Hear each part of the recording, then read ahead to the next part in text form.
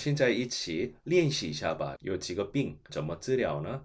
有的时候基本穴位就够了，但有的时候需要添加一下几个穴位，所以我们一起了解一下吧，练习一下吧。而且为什么我选择这个穴位呢？继续思考一下吧。这样的话，以后你们这里没学过的病，可以你们自己判断选择什么什么穴位，然后治疗。那我们现在开始练习一下吧。第一个是痰，如果你感冒了或者空气不太好，所以有几次吐痰是正常的，这也是一种免疫力帮助你排毒的作用。但如果这个痰很长时间继续有这个问题，那怎么样？可能生活也是不方便，还有你的身体也越来越不好，可能其他病也开始，所以需要治疗痰。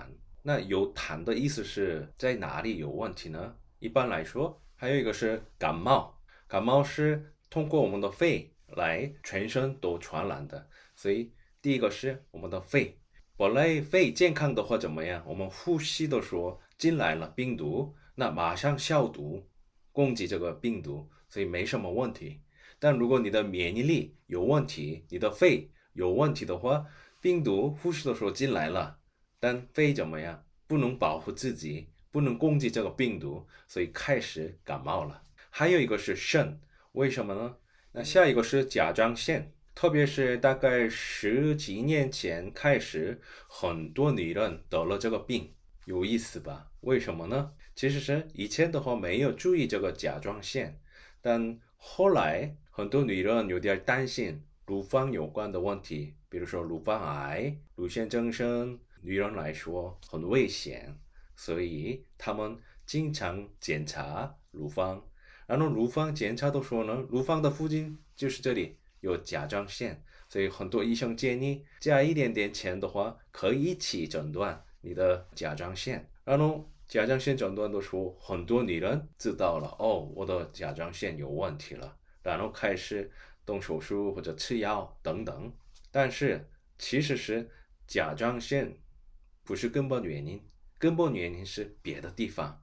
甲状腺是只是帮助他们，然后结果是这个样子，因为根本原因的地方太不好了，所以甲状腺也受到影响而已。所以甲状腺是没有罪，不要攻击它，不要动手术它，最好是治疗根本原因。那这样的话，甲状腺怎么样？也慢慢恢复正常。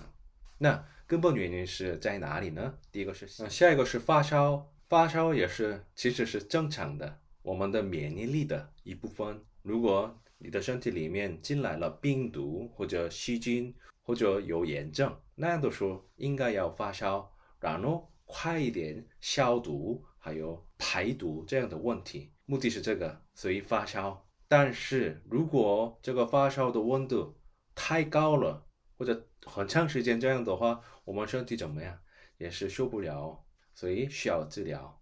一般来说，38度左右的话，不管了，这个是更好。如果这样的话，你的身体恢复以后，发烧也是慢慢退烧了，没什么问题了。但如果39点以上的话，需要开始治疗。其实是39度也是没什么问题，差不多41度、2度、3度，那这样的话比较严重。但如果39度开始了，那不小心的话，可能马上40度、41度，所以这样的话比较危险，所以提前治疗一下。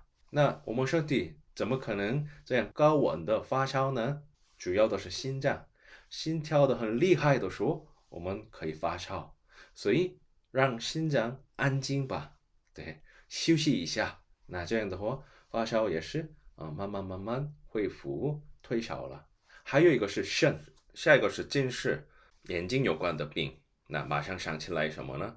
没错，下一个是咳嗽，咳嗽也是保护我们身体的一个免疫的反应，所以一点点咳嗽是好的，我们身体里面的毒素或者痰、灰尘、细菌等等都可以吐出来，这是咳嗽的好的部分。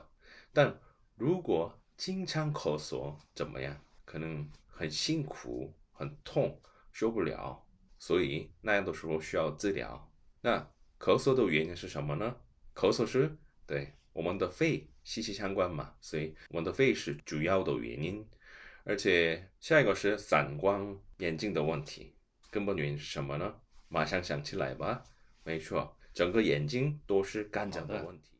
好的，长线课堂今天就讲到这里。你想继续观看这篇针灸课程吗？还有，你想观看大概200篇的针灸课程吗？请通过下面的微信联系我吧。谢谢。